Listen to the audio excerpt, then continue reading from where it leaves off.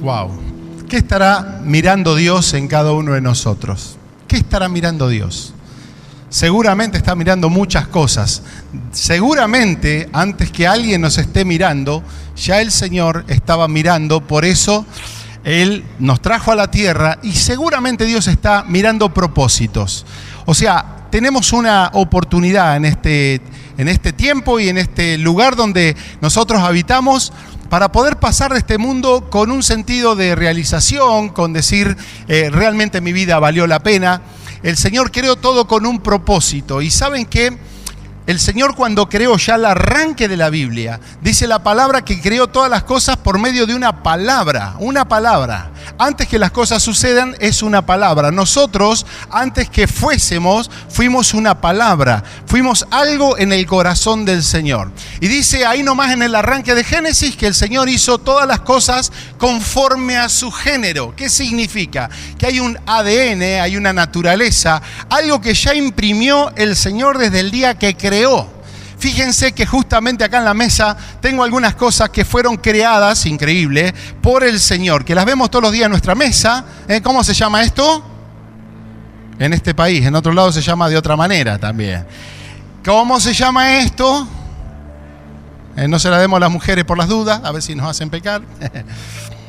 Esta es la predilecta del pueblo de Israel. En vez de ir a comer un buen churrasco en la tierra prometida, estaban extrañando esto que se llama cebo. Bueno, y esto es algo de mi quinta, así que el que se porta bien se lo lleva a la casa. Y el Señor diseñó todas estas cosas y esto tiene un ADN. Yo no sé exactamente cuántos años tiene el planeta, pero sí sé que desde el día que el Señor creó, el Señor dijo, esto va a ser un limón, dentro de esto hay un potencial de multiplicación. Pasaron todos los siglos, están pasando todos los tiempos, el limón sigue siendo un limón, el hombre lo ha ido como tuneando un poco, mejorando un poco, cambiando un poco, pero en la esencia esto es un limón. ¿Y qué quiero decir con todo esto? Que todos nosotros fuimos creados por Dios para buenas obras. Algo Dios está pensando, si todavía no vivimos algo poderoso, Dios está pensando que todavía es tiempo para vivir algo grande con nuestras vidas. Cada uno de nosotros, así como cada una de estas creaciones de Dios, es algo único e irrepetible. La mujer dice, menos mal, otro como mi marido, ¿cómo sería el mundo, no? Otra como mi mujer. Únicos, irrepetibles. Por eso acá hay algo interesante. No nos debemos comparar con nadie. No nos debemos medir con nadie, no debemos competir con nadie. Porque fíjense, una de las cuestiones increíbles es que esto es cebolla y esto es limón. Si yo a este limón le puedo decir, sos una sandía, sos un zapallo, cambia la esencia del limón. Pero yo le estoy diciendo, y más fuerte, medio enojado, sos un zapallo. Sos una calabaza. El limón se me mata de risa porque tiene una identidad que Dios le puso que no se va a alterar por mi palabra. Y de igual manera nosotros deberíamos reconocer que somos únicos, creados, pensados en el corazón del Señor. Y que por más que a veces el contexto o las personas o quien sea nos dicen que somos otra cosa o nos rebajen o nos pueden hasta agredir, nosotros somos lo que el Señor ya ha creado. Y no solamente por una identidad, sino por lo que el Señor pone como potencial. El limón va a seguir siendo limón en la quinta de mi casa y cada mañana vamos a exprimir un fruto de esto. Y esto fue hijo de hijo de hijo de hijo, de padre de padre de padre. De igual manera lo que el Señor establece es algo firme. Por eso no nos tenemos que preocupar por lo que somos, pero sí nos tenemos que preocupar por ser mejores en lo que nosotros somos. ¿Cuántos dicen, voy a ser mejor de lo que Dios depositó, por lo que Dios depositó en mi vida? Tenés que ser mejor, tenés que llegar al final donde seas el mejor limón, sea la mejor creación de Dios. El ADN de Dios se tiene que cumplir en tu vida. Así que eso lo diseñó Dios y lo sostiene Dios. Ahora, lo que uno es y la capacidad de crecer está directamente ligado a esa actitud que nosotros necesitamos incorporar, que se llama la actitud de aprender. Aprender. Nosotros no somos seres estáticos, somos seres dinámicos. Dios puso sueños, Dios puso en nosotros una fuerza para poder desarrollar un sentido de multiplicación. Pero eso está directamente ligado a nuestra capacidad de aprender. Si yo me quedo sin aprender, voy a dejar de crecer. Decirle a que tenés al lado, si querés crecer, tenés que aprender. Tenés que aprender. Porque el día que dejas de aprender, dejarás de crecer. Hay que volver a aprender todos los días, todos los días. Yo creía que en mi casa era el que más sabía. Obviamente, vi nacer a mis hijas. Las vi crecer dentro del vientre de su madre gracias a la tecnología. Las vi nacer literalmente. Pero hoy me doy cuenta que han crecido, que son personas de Dios, formadas por Dios, educadas. Y hoy el Señor me enseña a través de mis hijas. Y te puedo asegurar que estas últimas semanas Dios usó a mis hijas de una manera tan maravillosa. Y yo no puedo quedarme en esto de que tengo más experiencia, soy mayor, yo te vi crecer. No, yo necesito en mi lugar tener esa capacidad de humildad de saber que si no estoy abierto a aprender, no voy a crecer. Por eso, sirven nuestras experiencias pasadas. Sirven nuestras experiencias pasadas. En un sentido sí sirven las experiencias pasadas, porque somos una construcción. Si en algún momento te equivocaste y de eso aprendiste, entonces hoy sos mejor que lo que eras antes. O sea, sirve por ahí las experiencias. Pero estaba reflexionando que no siempre las experiencias nos juegan a favor. Sobre todo si las experiencias quitan nuestra confianza en el Señor. Muchas veces nosotros somos profesionales del Evangelio, profesionales de la vida cristiana o de nuestra vida en su parte integral. Pensamos que las experiencias no son suficientes y muchas veces estamos dejando nuestra confianza en el Señor a un costadito. Mira, le pasó a Moisés. Moisés en un momento aprendió lo que es sacar agua de una roca. ¿Cuál era la metodología?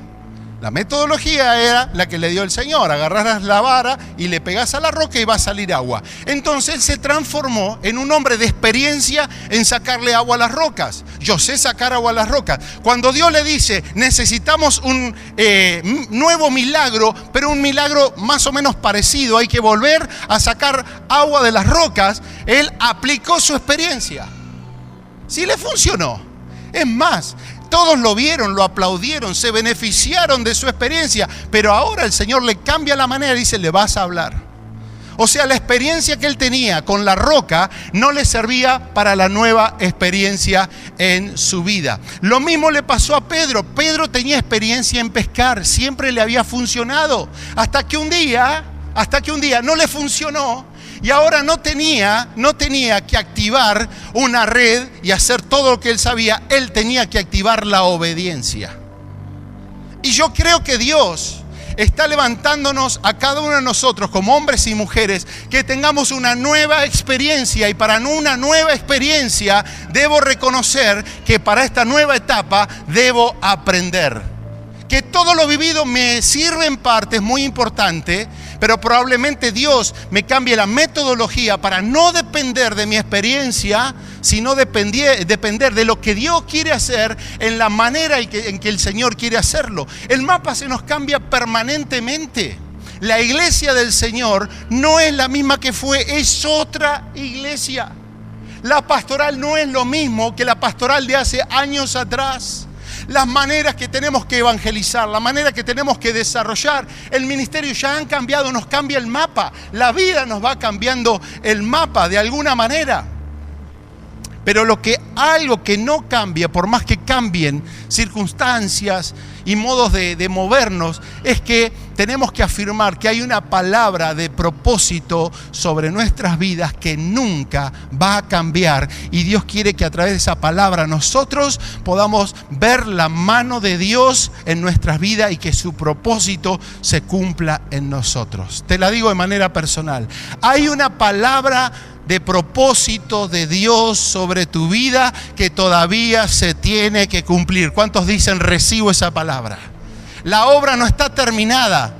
Dios está haciendo muchas cosas, hizo muchas cosas, pero aún quedan muchos montes por conquistar. Por eso qué importante es llegar a ser. Para llegar a ser no es suficiente tener una palabra. Algunos dicen, bueno, ya tengo una palabra. Hay un propósito, pero no es suficiente la palabra si yo no tengo la capacidad de aprender para que yo pueda hacer crecer eso que el Señor puso en mi corazón. ¿No es suficiente una palabra? No. Saúl tenía una palabra. Ojalá vos y yo tendríamos la palabra que Saúl tenía sobre sus lomos.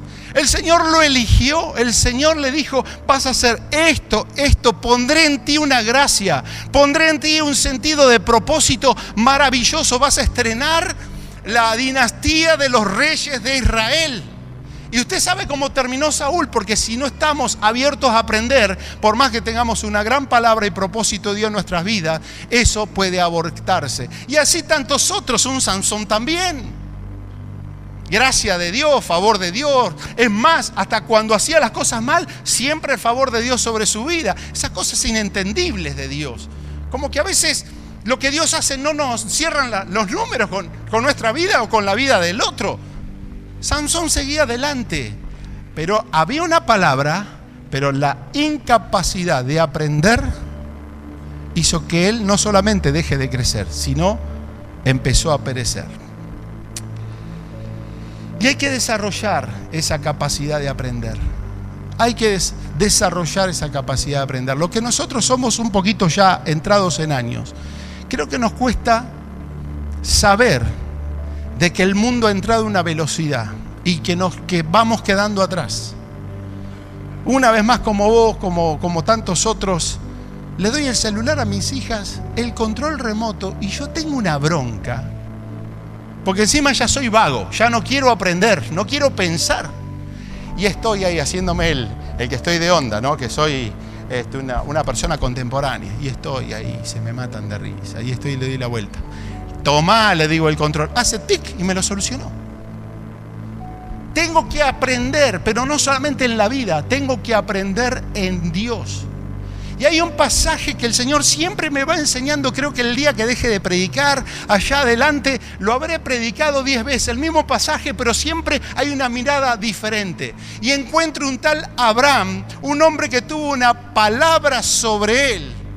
Y él hizo cosas tan interesantes que tuvo que aprender en la vida, en su caminar, para llegar a ser. Así que yo te animo ahí que abres en tu Biblia, en Romanos capítulo 4, versículo 18. Es una palabra que ejemplifica algo que tenemos que asimilar nosotros, cosas que tenemos que aprender de un hombre que pudo experimentar, de ser alguien tan básico, tan natural, tan simple, en una persona de propósito que hoy es nuestro papá de la fe.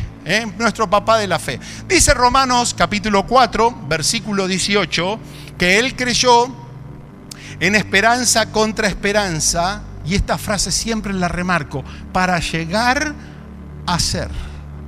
Para llegar a ser. Él tenía una palabra sobre sí mismo, pero él tuvo que tener actitudes de aprendizaje para llegar a ser padre de mucha gente, conforme a lo que se le había dicho, así será tu descendencia, y sigue la promesa. Abraham tuvo una palabra sobre él. Vos y yo tenemos una palabra de Dios sobre nosotros. Tenemos la idea de Dios, tenemos el plan de Dios. Dios nunca va a desperdiciar palabra en nadie. Dios siempre que trae a alguien a la vida y le mantiene la vida, es porque Dios sigue pensando que algo todavía se tiene que cumplir. Pero fíjense que Abraham llegó a hacer lo que Dios planeó, pero tuvo que aprender, por lo menos aprendamos 4 cosas. La primera, tan importante, tan difícil a veces, pero tan necesaria, es que él tuvo que aprender a desprenderse. Había una palabra sobre él, igual que en nosotros, pero el Señor lo primero que hace Para cumplir esa palabra es movilizarlo, y él tuvo que aprender a desprenderse. Ahí en el Génesis capítulo 12, versículo 1 y 2, el Señor le remarca una palabra, le dice: sal de tu tierra y de tu parentela y haré de ti. Para que el Señor haga, el Señor primero nos tiene que sacar de algunos lugares. A él literalmente lo sacó de la familia, de la tierra, de la parentela. A veces hay un trato de Dios en algunas personas, algunos llamados.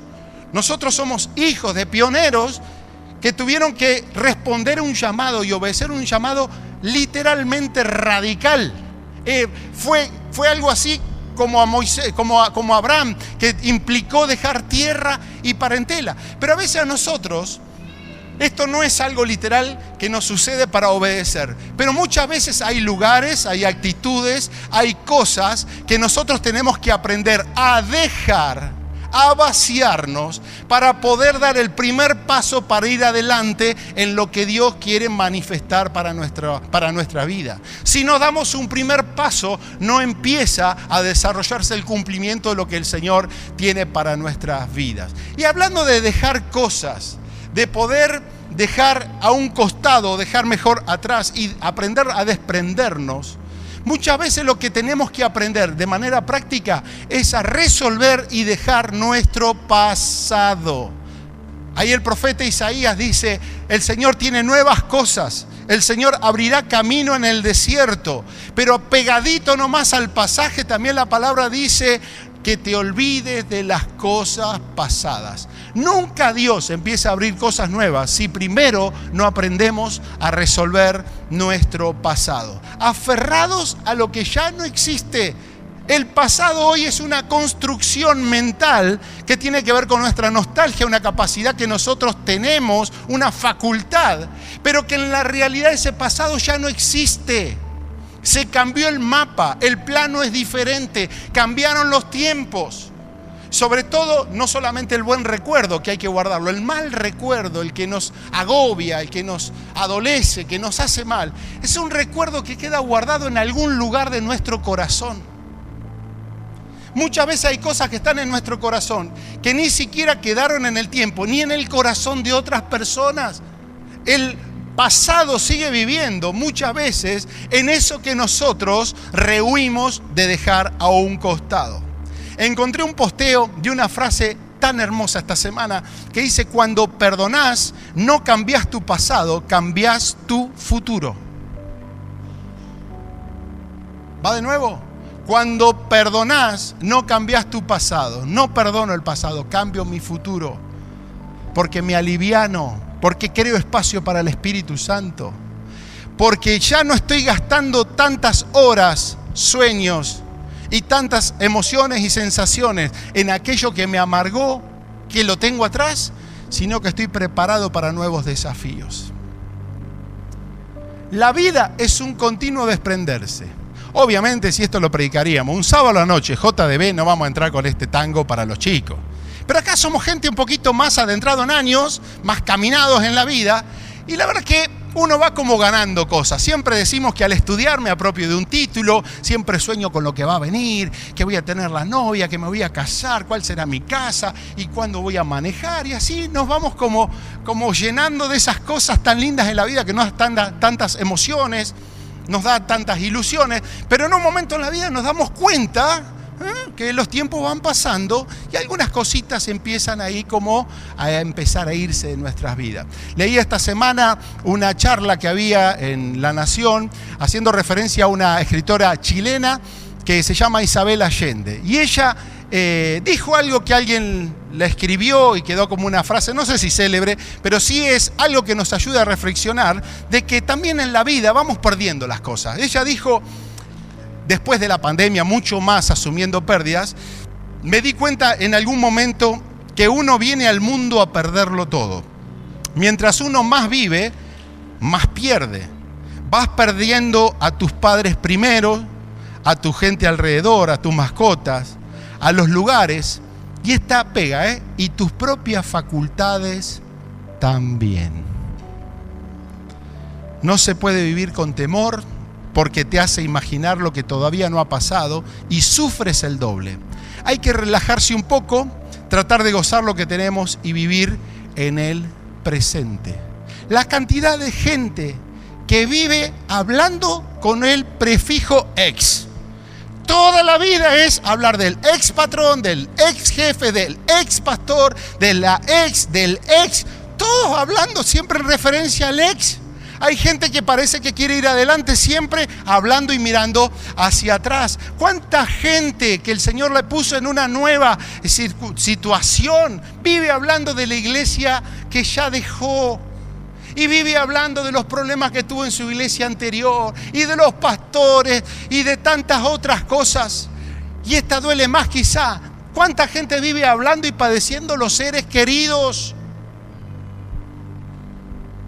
Y quiero decirte que duele la pérdida. El vacío va a quedar de por vida. Pero hay que honrar. Pero los que somos del Señor, cuando hemos perdido seres queridos, tenemos que depositar eso en un tiempo futuro. Porque ellos nos están esperando, porque hay esperanza de vida eterna.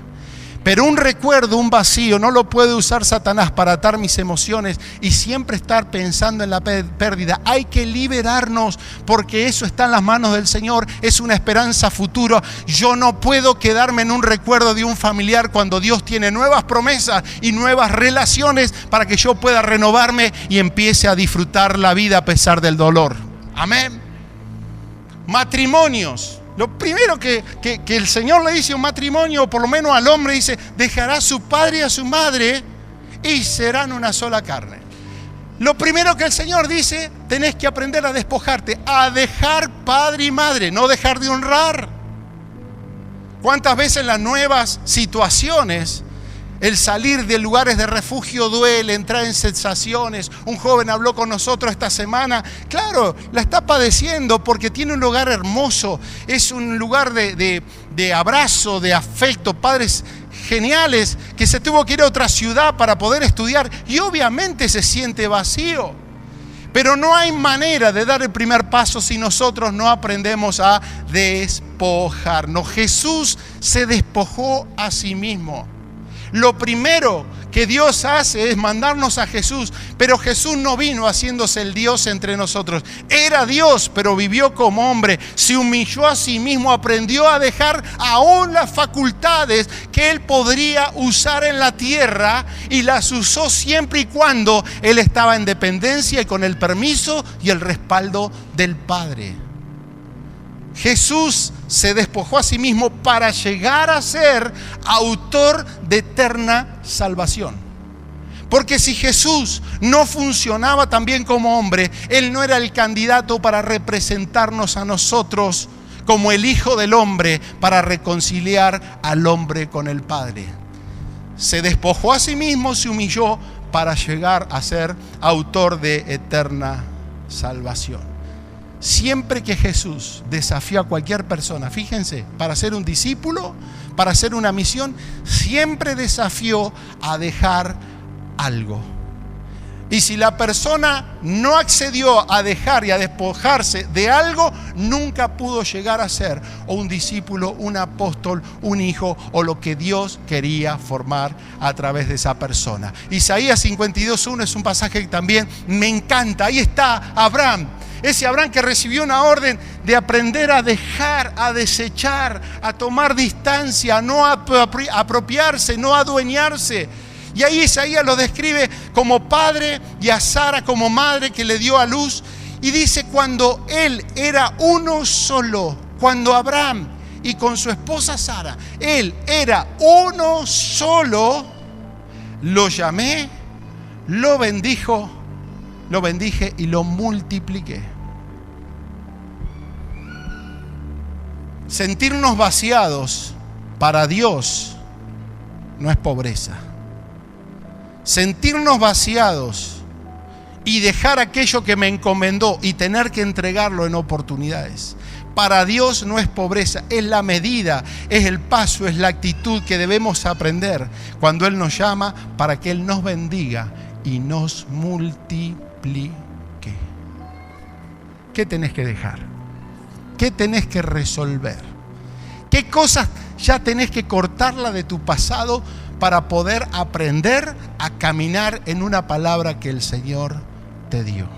Hay una segunda cosa, una segunda actitud que Abraham tuvo que aprender. En Hebreos capítulo 11:5 dice, por la fe Abraham, fíjese que es creyéndole a Dios, caminando con Dios, es estando en la sintonía de Dios. Por la fe Abraham, siendo llamado, obedeció para salir al lugar que había de recibir como herencia.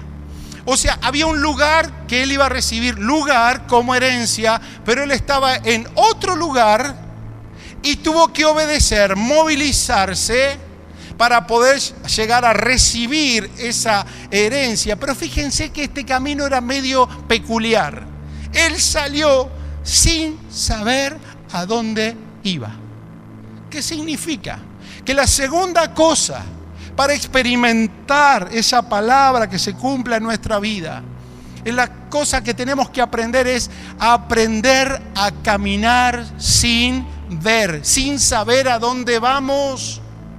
Y eso es la vida de fe. Por eso no todos llegan a cumplir las promesas de Dios.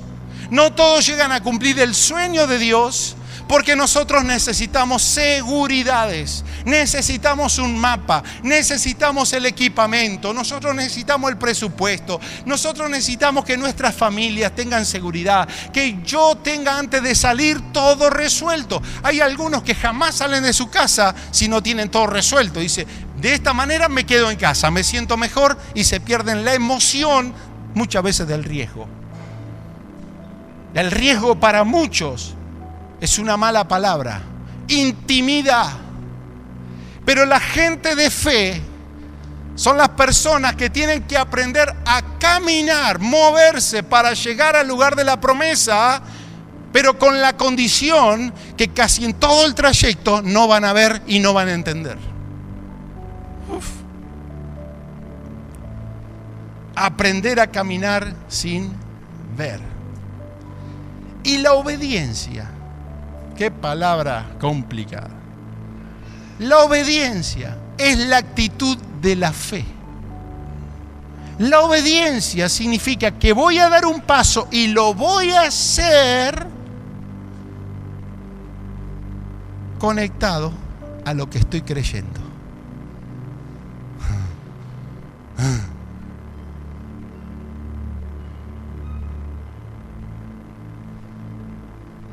La obediencia nos hace actuar. La desobediencia nos deja pasivos. El querer saber, el buscar las seguridades y todas las explicaciones de Dios nos detienen en nuestra vida. Pensá en la vida de José. Él actuó por obediencia, tenía la convicción de una palabra. Nadie lo bendijo, ni sus hermanos, ni el jefe, ni la mujer del jefe, ni nadie lo bendijo. Nada coincidía en el proceso. De hecho, en el momento donde viene su promoción, era su peor momento, en la cárcel. Se olvidaron de él, bendiciendo, pero nadie se acordaba de él. Y el que lo bendijo no fue ni siquiera un profeta, fue un copero del rey. Un hombre que estaba ahí porque también tenía una sentencia de muerte. Pero él nunca dejó de caminar. Nunca José dejó de caminar. Preguntarle si entendía lo que estaba viviendo. Y entonces, ¿qué lo sostuvo? Volviendo a nuestro amigo Abraham, ¿qué lo sostuvo para caminar? ¿Qué lo sostuvo para seguir caminando? La convicción de una palabra. No podemos dejar de caminar, no podemos detenernos. Pero el único combustible de motivación que vamos a tener muchas veces en nuestras vidas no son personas, circunstancias o lo que sea, va a ser la convicción de una palabra. ¿Qué lo hizo caminar a Pedro sobre el agua? Se bajó de un barquito, está loco, porque el tipo tenía la convicción de una palabra. Jesús dice, caminá, vení a mí. ¿En serio? Sí, en serio. Nos traiciona las emociones, nos traiciona las circunstancias, nos traiciona la gente, nos traiciona las opiniones, nos traiciona todo. Moisés también tuvo que salir de su Egipto. Y empezó a caminar. Y peor todavía, porque Abraham tenía por lo menos la familia con él. Vamos con la familia. Mira para atrás Moisés y lo que ve es una multitud, un pueblo entero que dependía de lo que él iba a hacer. De hecho, cuando estaba estático, el Señor le dice, extendé tu vara, decirle al pueblo que marche y empiecen a caminar, empiecen a caminar. ¡Qué responsabilidad! Pero dice también Hebreos que Moisés, por la fe dejó Egipto, caminó, porque se sostuvo como viendo al invisible. Es el único que por ahí podemos ver que de alguna manera él pudo ver al Señor cara a cara, aunque sabemos que no fue tan literal. Pero sostenerte viendo al invisible. Yo me pregunté, ¿cómo vemos al invisible? ¿Sabes cómo conocemos a Dios? Por conocer tus palabras. Por conocer su palabra. La palabra revela al Señor. Cada vez que vos querés fortalecerte para seguir caminando en la vida, tenés que ver a Dios a través de la revelación de su palabra, de las promesas de su palabra y de la convicción que tenés en esas cosas que el Señor te ha dicho y que vos decís, esa palabra era para mí. Siempre que vamos a estar caminando, vamos a estar lidiando con dos sensaciones. Una se llama temor y la otra se llama la duda. Porque nosotros caminamos por fe, nosotros nos movemos por fe. Vemos al invisible por medio de una palabra. Y como tenemos que actuar en un plano que no se ve muchas veces que nosotros vivimos en la tierra, vamos a estar lidiando con el temor y con la duda, que son respuestas emocionales a lo que no se ve de la palabra en nuestro mundo natural. Así que yo quiero felicitarte. Si estás creyendo una palabra, ¿cuántos están creyendo una palabra? Es lo que nos motiva. Si no tenés palabra, no vas a caminar, no vas a salir, no vas a dejar. Pero quiero felicitarte y no pienses que eso es un mal creyente y que no la entendiste porque tenés temor o porque tengas duda. Es una respuesta natural de que estás caminando por fe.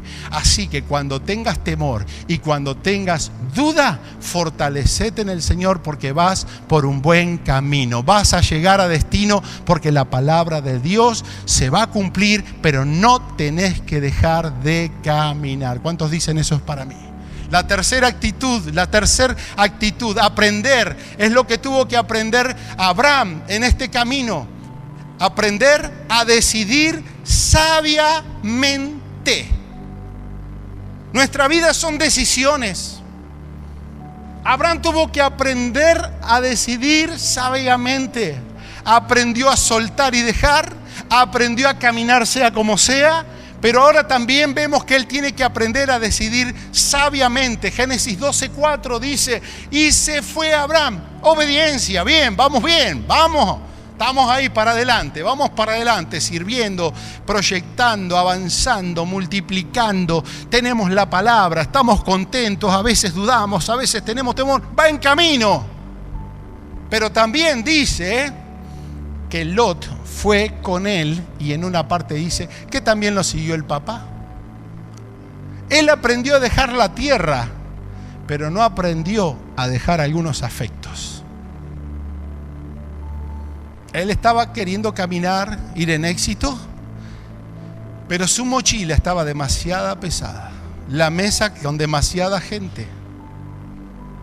Y si vos querés ir adelante, vas a tener que aprender a decidir sabiamente. Y se decide, siempre dice Andrea, primero con la emoción. Y ese es un problema.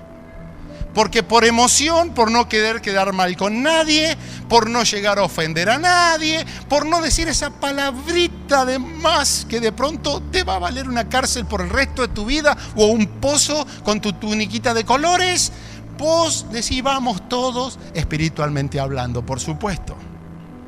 Fíjense que las personas que eligió que lo sigan a su lado, lo frenaron o lo potenciaron.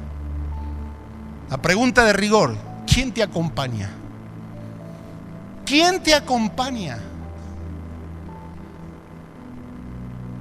¿Quién te anima? ¿Quién te desanima? ¿Quién te hace el camino complicado? ¿Quién te lo aliviana? ¿Quién siempre te da una queja y quién siempre te potencia? ¿Quién siempre ve lo malo de tu vida? ¿Y quién siempre ve por lo menos algo bueno para que puedas seguir adelante? Él tuvo que decidir sabiamente. Y hay cosas que a veces Dios nos da una mano y hay cosas que tenemos que decidir nosotros. Con el Padre le dio la mano. Dice al final de capítulo 11 de Génesis, y muerto Taré, se acordó de la palabra, siguió caminando. O sea, no te quejes que muchas veces Dios quita personas. Es Dios que quita personas que te están acompañando, pero Dios está cumpliendo lo que Él ya estaba diciéndote. Pero hay otras personas como un Lot, como el sobrinito que él tenía, que él tuvo que definirlo. Dejó Ur perfecto, pero nunca dejó su parentela. Pero tuvo que hacer decisiones.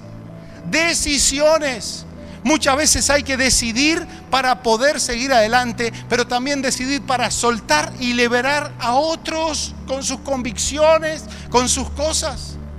Fíjense que así como se armó de gente que lo frenaron, el papá lo frenó, el sobrino lo frenó, lo desenfocó, pero a su lado tenía una persona que fue la compañera de la promesa. Se llamó Sara, la madre de multitudes, esta princesa de Dios, que fue lo que Dios puso a su lado. Y Dios va a poner gente a tu lado que te va a hacer productivo, te vas a multiplicar. ¿Cuántos dicen amén? Dios quiera que sea tu matrimonio, que juntos comiencen a potenciarse, a cumplir promesas de Dios. Que tu pareja no sea un contrapeso en lo que Dios tiene para tu vida, sino al contrario, una ayuda idónea, alguien que te potencie en el llamado de Dios. Esa misma Sara recibió fuerzas para concebir, dio a luz fuera del tiempo de la edad, porque creyó que era fiel quien lo había prometido. Necesitamos a nuestro lado esas Saras, esa gente de fe que dice: voy a seguir adelante, me voy a fortalecer en la debilidad y te voy a sostener para que juntos sigamos caminando en el propósito de Dios. Te termino esta con una frase: jamás te vas a multiplicar solo. No pienses en individual. No pienses en tu propósito individual. Siempre el Señor necesita ponerte una Sara al lado para que te hagas productivo. ¿Qué lot tenés que dejar? ¿Qué decisión tenés que tomar? Pero ¿qué personas tenés que potenciar y abrazar también? Que no seas un niño inmaduro, sino un hombre de Dios al lado de una mujer de Dios y viceversa. Que te conecte, como dice la palabra del Señor. Sujetarse los unos a los otros, a los pastores, a los siervos de Dios. ¿Por qué? Porque tenemos que aprender a caminar juntos, pero en esa comunión el Señor derrama propósito. Así que si tenés a alguien a tu lado que te ayude a ir para adelante, bendecilo, honralo, abrazalo y nunca lo sueltes para la gloria de Dios. Amén. Y va la última actitud para aprender. La última. Claro, este hombre sigue caminando. La historia dice que la promesa, que era un pueblo, tenía que ver con un hijo. Viene un hijo, un milagro de Dios. En el camino metió la pata, le ayudó a Dios, hizo planes alternativos. Mira, muchas veces los planes alternativos nuestros son buenísimos. Yo voy a hacer esto, y Dios va a hacer esto. ¿Sabes que no funciona así? No funciona así. Funciona cuando tenemos convicción de lo que Dios nos dijo y va a hacer, y yo me ato a la modalidad, a la manera de lo que Dios quiere hacer, que seguramente ahora te la va a cambiar. No es como tu lógica y experiencia te están diciendo. Tuvo que aprender a ser generoso. Y Dios le dio su Isaac, el cumplimiento, alegría, gozo. Pero el Isaac era el hijo de una promesa, no el hijo biológico solamente de él y de Sara. Dios te da cosas que no son producto de tu buena capacidad de hacer negocios, ni tu gran capacidad de hacer ministerio. Dios te entrega Isaac por la pura gracia de Dios. Las iglesias no son nuestras, los hijos no son nuestros. Nada ni la vida es nuestra, nada es nuestra.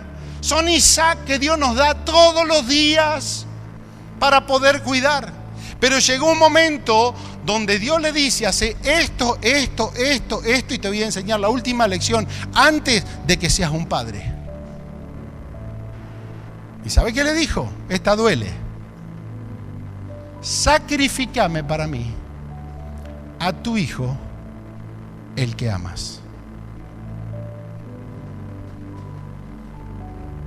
Todos somos hijos de Dios, todos tenemos promesas de Dios, pero permítame decirle, hay niveles de multiplicación y hay niveles de realización de Dios, y eso nos hace diferente. Dignos hijos de Dios, pero sabios herederos. Y Dios se va a manifestar de una manera más gloriosa siempre y cuando te haga demandas, no de tu sobra, no de lo que no te cuesta, de lo que no te duele.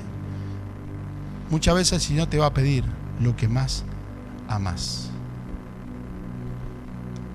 Por la fe, Abraham, cuando fue probado, ofreció a Isaac.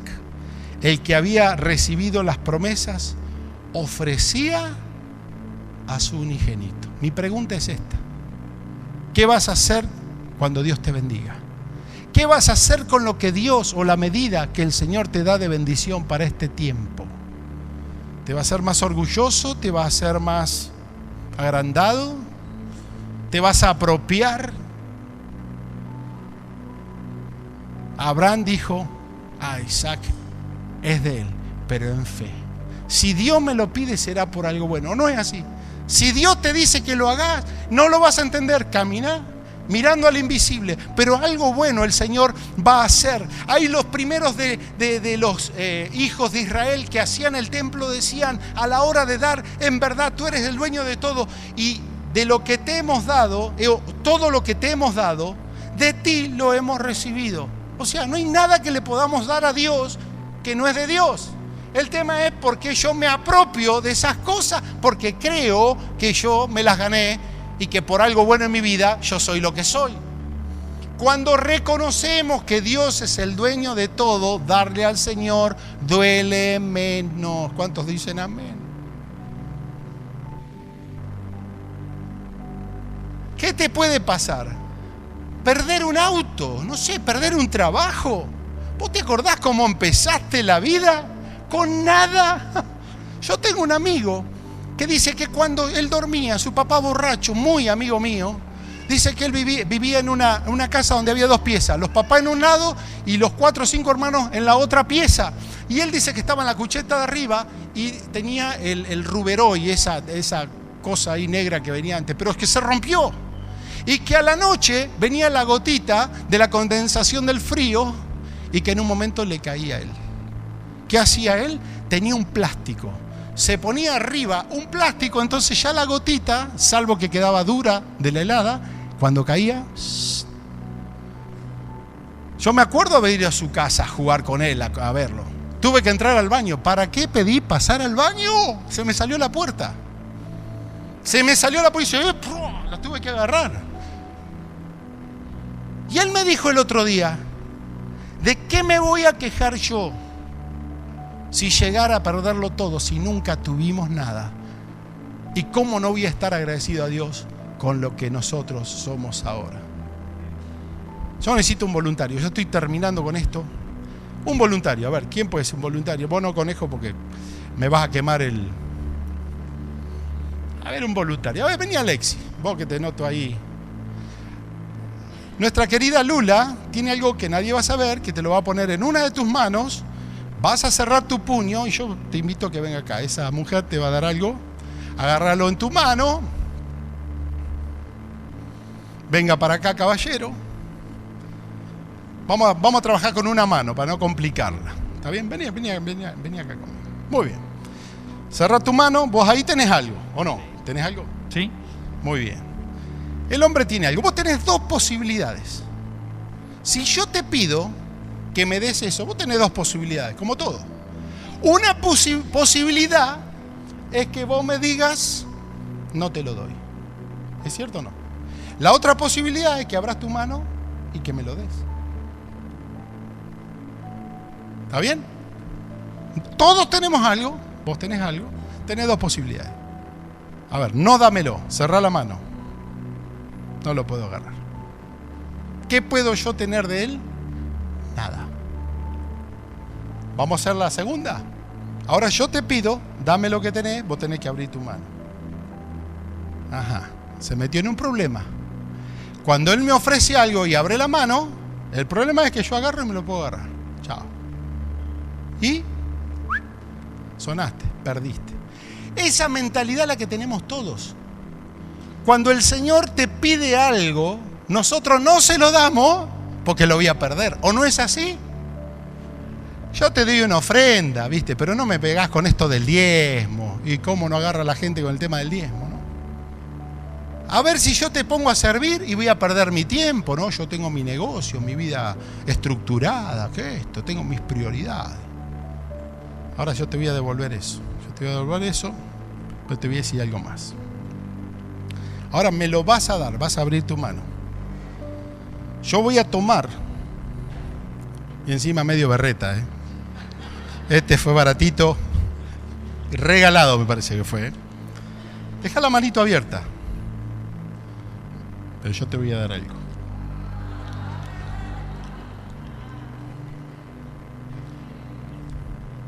Vamos de nuevo. Toma tu caramelito, toma tu plata, tu trabajo, toma todo. No, tenelo ahí. Ahora no me lo des. Y yo te digo, ¿sabes qué? Esto es para mí, eso se lo doy al otro. ¿Viste? Seguí nomás. Pero si vos sos generoso, yo por gracia de Dios te lo voy a dejar y te voy a dar más.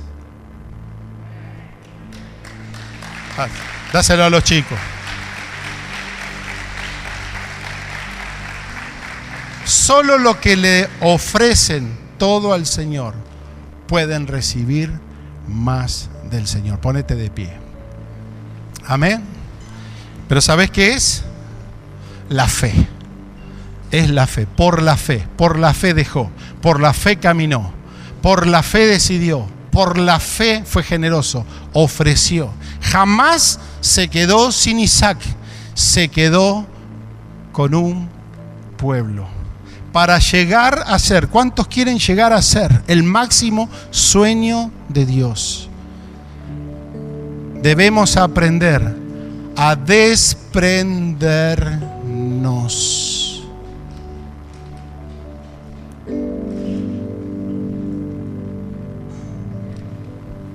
Debemos aprender a desprendernos.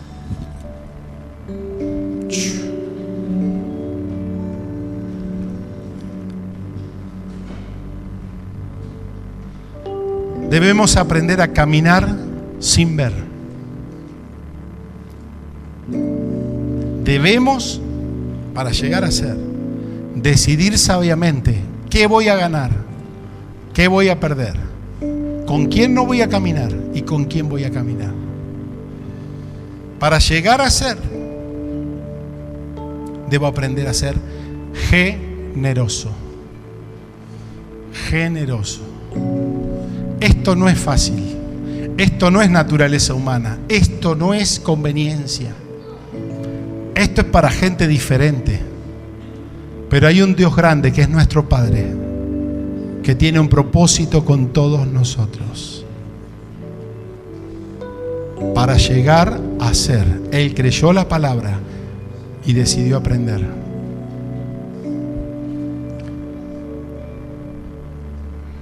¿Te acordás cómo salió de Ur de los Caldeos? ¿Cómo salió? Como hijo. Salió como hijo. Dejar padre, madre, parentela.